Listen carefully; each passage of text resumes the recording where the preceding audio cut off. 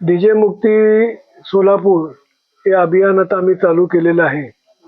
या डीजे म्हणजे महाराष्ट्राला, सोलापूरला नाही तर महाराष्ट्राला लागलेला कॅन्सर आहे आणि हे बंद व्हायलाच पाहिजे.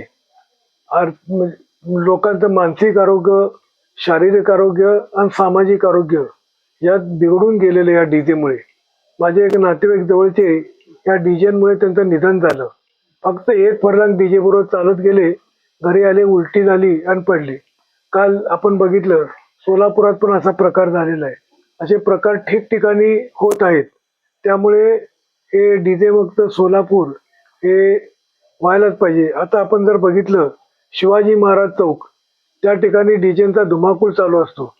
त्या ठिकाणी 3 मोठमोठे हॉस्पिटल आहेत. एक आहे जांभरे मॅडमचं हॉस्पिटल, ते लहान मुलांचं हॉस्पिटल आहे, तिथे डिलिव्हरी पेशंट असतात. दुसरं हॉस्पिटल आहे चिराई हॉस्पिटल आणि तिसरं हॉस्पिटल आहे त्या पांढरपूर त्याच्यामध्ये आहे. पलीकडे जैन यांचं हॉस्पिटल आहे. एवढा मोठा आवाज जो आहे तो आल्यामुळे तिथल्या बालकांवर काय परिणाम होत असतील. थोडं आपण पुढं आलो तर सरस्वती चौकामध्ये साठे यांचं हॉस्पिटल आहे. तिथून थोडं पुढं आलो दबडे मॅडमचं हॉस्पिटल आहे आणि ही सगळी लहान मुलांवर आहे. म्हणजे ती जन्मताच मुकी आणि बहिरी होऊन जातील अशी अवस्था आहे. आज एक मॅडम आल्या होत्या, त्या 75 वर्षाच्या मॅडम होत्या. त्यांनी सांगितलं की या डीजे मुळे माझा कान गेलेला आहे आणि ऐकू येत नाही आणि मशीन लावून सुद्धा मला ऐकू येत नाही. त्यामुळे ही जी मुठभर लोकांची झुंडशाही चालली आहे त्याला आपण किती दिवस सहन करायची ही झुंडशाही. म्हणून आम्ही सर्व लोकांनी, ज्येष्ठ नागरिकांनी वगैरे आज कलेक्टर कचेरीवर मोर्चा नेऊन निवेदन दाखल केलेलं आहे.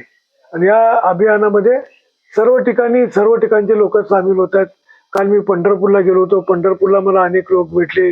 श्रीपूरवरनं मला फोन आले होते. प्रत्येक तालुक्यातनं फोन येत आहेत. म्हणजे या लोकांची मनातली इच्छा आहे आणि त्याला आम्ही आता वाट करून देत आहोत. ज्या संघटना आहेत ज्या डीजे वगैरे लावतात त्या संघटनाला काय सांगाल? डीजेला सांगायचे की तुम्ही जे डीजे लावताय तुमच्या कानावर सुद्धा परिणाम होत आहेत.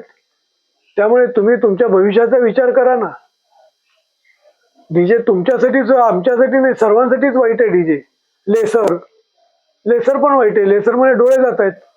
त्यामुळे ते बंद व्हायलाच पाहिजे. ते आता जे नेते लोक आहेत त्यांना पण जाणीव झालेली आहे याच्या इल इफेक्टची.